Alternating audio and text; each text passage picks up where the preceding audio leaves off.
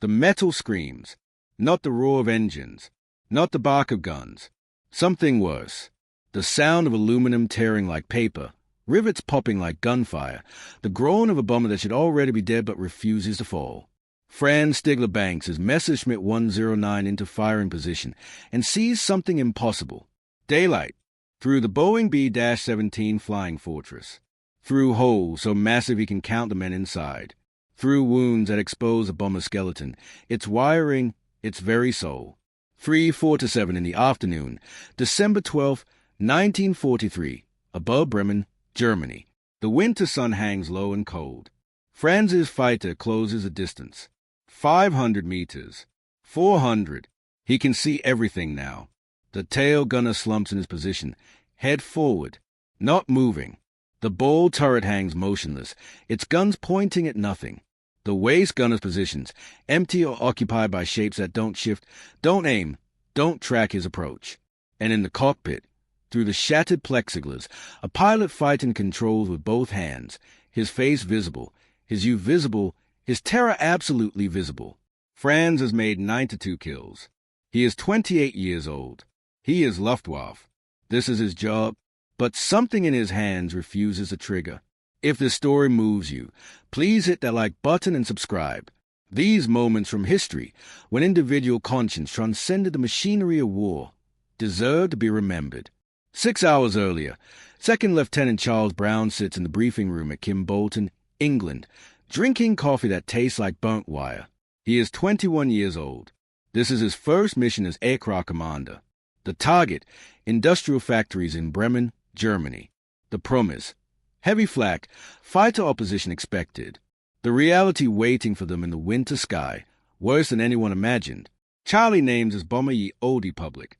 He doesn't know yet that this name will outlive everyone in this room, that it will become a synonym for miracle, that historians will debate for decades whether what happens today is divine intervention or proof that humanity persists even in hell.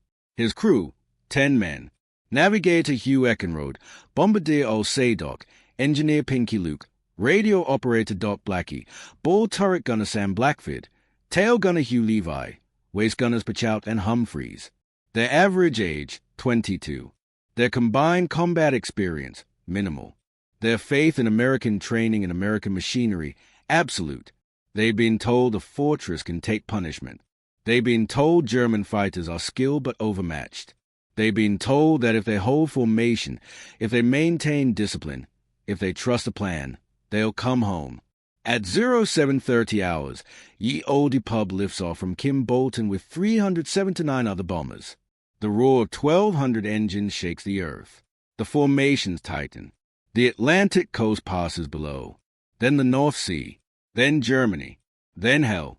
Meanwhile, 90 kilometers away, Franz Stigler drinks ersatz coffee that tastes like ground acorns and burned chestnuts. He is an Oberleutnant in Jagdgeschwader 27. He has survived 3 years of war. He learned to fly before the war began. He wanted to be a Lufthansa pilot. He wanted to see the world from above, peaceful and whole. Instead, he has seen the world on fire. His commander, Gustav Rodel, told him something once that lodged in his mind like shrapnel. You do not shoot a man in a parachute. Honor exists even in war. There are lines you do not cross, not because someone orders you not to, but because crossing them destroys something inside you that can never be rebuilt.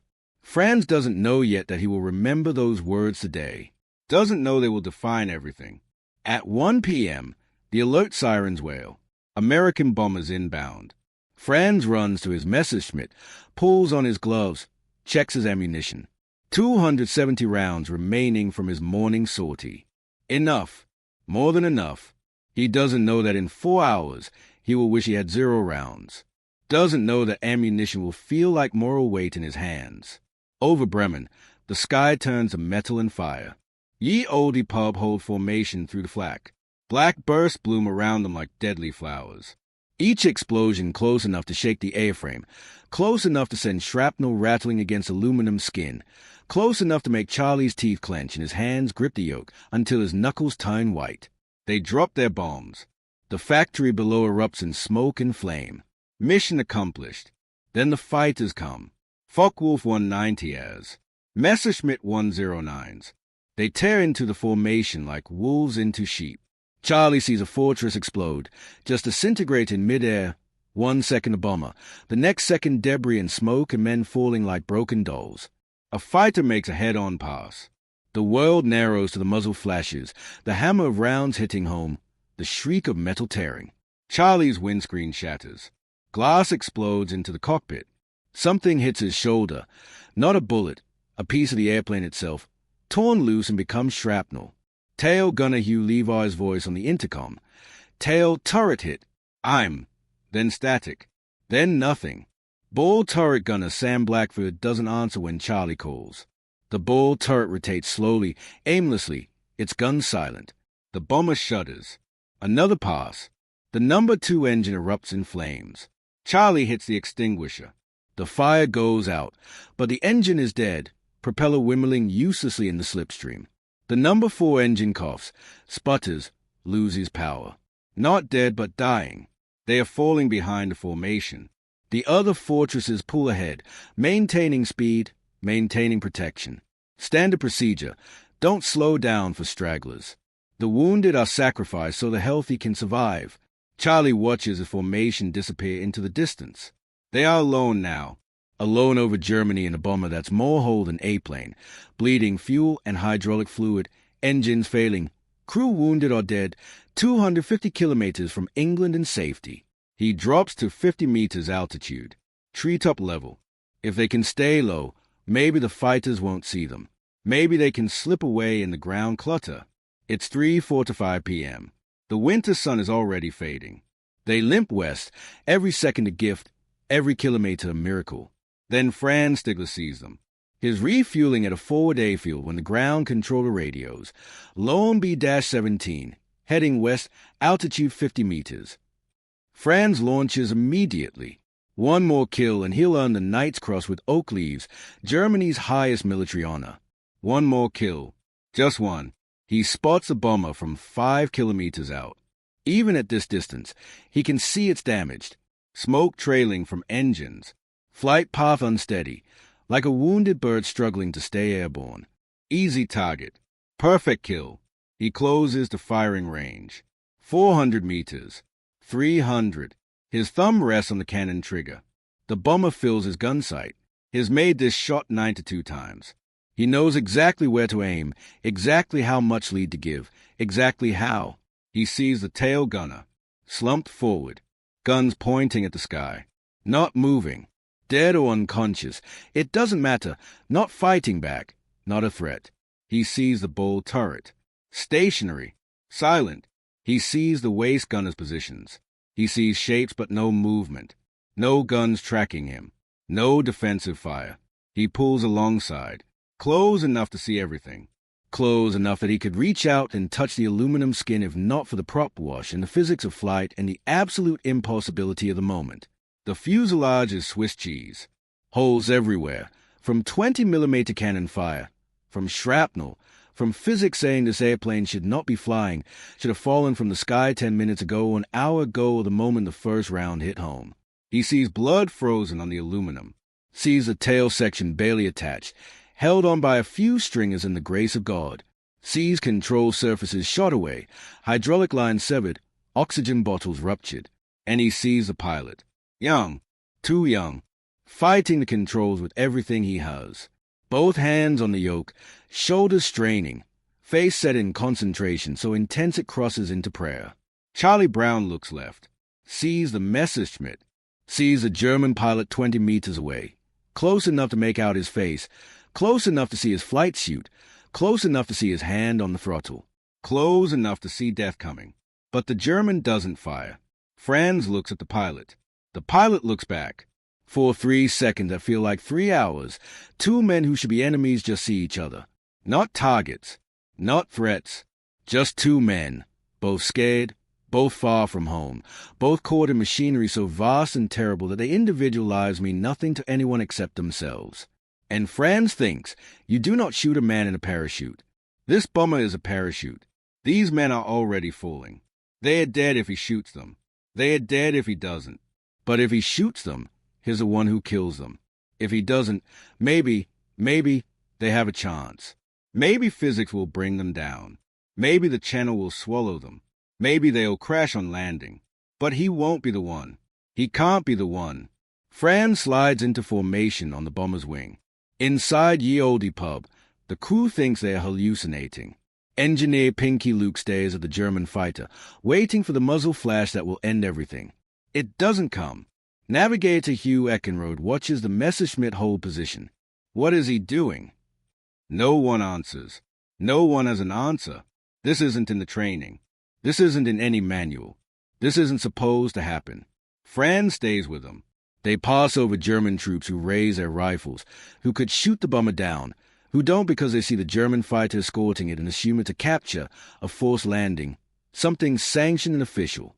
They pass over anti-aircraft batteries that train their guns on the bomber, that could destroy it with a single burst, that hold their fire because the German fighter is right there, right alongside, and you don't shoot when your own aircraft is in the blast radius. Franz knows exactly what he's doing. He's using himself as a shield. He's making his aircraft, his life, into protection for the enemy. He's violating every rule, every order, every expectation. And he doesn't care. They reach the coast. The North Sea spreads below, gray and cold, and offering exactly zero mercy if the bomber goes down. But it's not Germany. It's not the place where every gun is pointed at you, where every face is an enemy, where the ground itself wants you dead. Franz pulls alongside one final time, makes eye contact with Charlie Brown. There's no radio communication. They're on different frequencies, speaking different languages, divided by everything except this impossible moment. Franz raises his hand. Not a Nazi salute. A wave. A gesture of acknowledgement between pilots. Between men who understand what it means to fight gravity and death and fear at 20,000 feet. What it means to be responsible for other lives. What it means to be so far from home that home becomes a dream you're not sure you'll ever wake to. Charlie raises his hand. Waves back. Franz rolls his Messerschmitt, pulls into a climbing turn, and disappears into the winter sky. Charlie flies on, engine sputtering, A-frame groaning, 100 kilometers still to go. But alive, still alive, when he lands at Kimbolton, belly landing because the landing gear won't extend, because half the hydraulics are gone, because of the miracle the wings are still attached. The ground crews count over 100 bullet and cannon holes.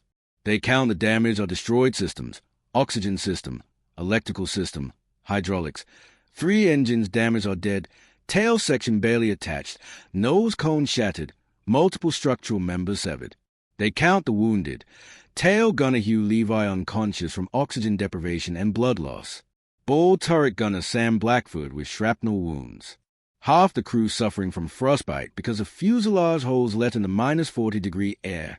And they hear Charlie's story about the German fighter that didn't shoot, that escorted them to safety, that saved their lives.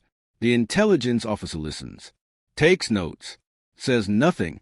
In his report, he writes, pilot reports encounter with German fighter that did not engage. Details unclear. Possibly combat fatigue. Charlie is ordered never to speak of it. The story could hurt morale, could make people think Germans are human, could complicate the narrative. So he stays silent. For decades, he stays silent. But he never forgets the silhouette of the Messerschmitt 109. Never forgets the German pilot's face through the canopy. Never forgets that wave. Franz lands at his airfield. His commander asks about his mission. Franz says he engaged a bomber but had to break off due to mechanical issues. He doesn't mention what he saw through the holes. Doesn't mention the choice he made. He doesn't claim the kill. Doesn't get the Knight's Cross. Just goes to his quarters and sits on his bunk and stares at his hands. Clean hands. Still clean. Years later, when someone asks him why he didn't shoot, he'll say, I looked at the tail gunner and saw he was slumped over dead. Then I looked at the pilot and saw he was trying to save his crew. He was so badly wounded that I couldn't shoot him. It would have been like shooting a man in a parachute. But that's later. That's when he can put words to it. On December 12, 1943, flying back to base in his Messerschmitt, he just knows he made a choice that will live in his mind for the rest of his life. He doesn't know yet that the American pilot is also thinking about him. Doesn't know that across the channel, in a hospital bed, Charlie Brown is telling his co-pilot about the German who waved instead of shooting. He doesn't know they'll both survive the war. doesn't know Charlie will spend 40 years searching for him. 1990. Charlie Brown is 66 years old. He has spent 4 decades wondering about the German pilot, wondering if he survived, wondering if he thinks about December 12th the way Charlie thinks about it, every day, every year, an anniversary marked in silence. He places an advertisement in a newsletter for former Luftwaffe pilots. The ad describes the incident in detail: date, location, aircraft types, the escort to the North Sea, the wave. He doesn't expect a response. It's been 4 to 7 years. The pilot could be dead, could have no memory of a routine encounter that meant nothing to him, could have escorted a dozen bombers and forgotten all of them. 4 months later, a letter arrived from Vancouver, Canada. Dear Charles, I was a German pilot. My name is Franz Stigler. In his letter, Franz describes everything: the approach, the moment he saw the wounded crew, the decision, the escort, the wave. Every detail matches Charlie's memory exactly. He also writes something else. I've thought about that day every year on December 12th. I have wondered if you made it home. I have wondered if I did the right thing. They meet in person 6 months later. 2 old men, one American, one German, embracing like brothers at an airport in Seattle. They are crying. Everyone watching is crying. They become inseparable friends. They speak on the phone weekly. They visit each other. They attend their shows together, telling their story, showing that even in war's absolute worst, individual conscience can matter, individual choice can transcend orders and propaganda and the machinery of death. Franz tells Charlie about his commander Gustav Rodel's words: "You do not shoot a man in a parachute." Charlie understands immediately. We were in a parachute. Your parachute was your choice not to shoot. They write a book together, A Higher Call. The title refers to the call of conscience above the call of duty, the call of humanity above the call of war. 2008. Charlie Brown dies on November 24th. Franz Stigler dies 8 months later, on March 22nd, 2009. They are buried continents apart, but something connects them deeper than geography. The families stay in touch. At their museums, models of Franz's Messerschmitt 109 sit next to photos of Charlie's B-17. The exhibit placard reads, December 12, 1943, the day 2 enemies chose to be human beings first. War is machinery. War is orders and uniforms and targets and kills. War reduces men to functions, to roles, to statistics. But sometimes, rarely, precious rarely, individual conscience short-circuits the machine. Sometimes a man looks at his enemy and sees a human being. Sometimes mercy overwhelms training. Sometimes the better angels of our nature win. Franz Stigler could have earned Germany's highest military honor, could have added 1 more kill to his 9-2, could have followed orders, done his job, been the perfect soldier. Instead, he made a choice that haunted him for 40 years, not with guilt, but with wonder. Wonder if the pilot made it home. Wonder if his crew survived. Wonder if, in that moment, he glimpsed something war tries to destroy, the recognition that the man across the gun sight is not a target but a mirror. Charlie Brown flew 29 more missions, survived the war, went home to West Virginia, built a life, had a family, but December 12th lived in his mind like a photograph he couldn't stop looking at. For 40 years, he wondered about the German pilot, wondered what possessed him to show mercy, wondered if he'd face consequences, wondered if he even survived. When they finally met, 2 old men, war long over, nations reconciled, they discovered they'd both been carrying the same weight, the memory of a moment when the war machine paused, when individual asserted itself, when humanity refused to be erased. The story raises uncomfortable questions. If one German pilot could choose mercy, why not others? If individual conscience can override orders, what does that say about everyone who didn't override them? If Franz could see the humanity in his enemy, why couldn't everyone? These questions don't have comfortable answers. Franz wasn't a saint. He'd shot down 9-2 planes. He'd killed before. He'd done his duty as he understood it. But on December 12, 1943, something shifted. Maybe it was seeing the wounded through the holes. Maybe it was remembering his commander's words. Maybe it was exhaustion or conscience or a moment of clarity about what war actually is beneath the propaganda and medals and glory. Maybe it was just being human, and allowing that humanity to matter more than the uniform he wore. The incident wasn't recorded in any official history until Charlie and Franz found each other. Franz never reported it. Charlie was ordered not to talk about it. For decades, it existed only in two men's memories, a secret act of mercy that saved 10 lives and proved that even in war's absolute darkness, individual light persists. After they reunited, after they became friends, Franz was asked if he'd do it again. He answered immediately, "Yes. I could not have lived with myself otherwise. Honor is not about following orders. Honor is about following your conscience even when it costs you everything." He never got the Knight's Cross, never added that 93rd kill, never received the recognition his 92 victories should have earned him. But he got something else, 40 years of clean conscience, a friendship that transcended nationality and history. The knowledge that when faced with a choice between duty and humanity, he chose humanity. And 10 men went home to their families on December 12, 1943, because one man decided that some lines should never be crossed, no matter what the orders say. Today, at the Air Force Museum at Wright-Patterson Air Force Base in Ohio, there's a display, a model of a Messerschmitt 109 painted in the colors of Jagdgeschwader 27. Next to it, a photograph of a shot-up B-17 Flying Fortress, holes exposing its interior, tail section barely attached, somehow still in the air. Visitors stop and read the story. Many cry. Children ask their parents, "Why didn't he shoot?" The parents struggle to answer, because the answer is both simple and impossibly complex, because he chose to be human, because mercy sometimes wins, because even in hell, some people refuse to become demons. Because at 3:47 p.m. on December 12, 1943, Franz Stigler looked through his gun sight and saw not a target but a parachute. So not an enemy but a man. So not a kill but a choice.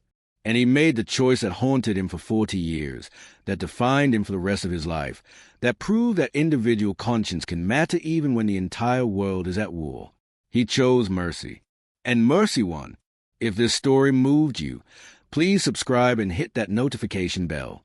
These moments, when individual conscience transcended the machinery of war, remind us that even in humanity's darkest hours, the choice to see each other as human beings never disappears.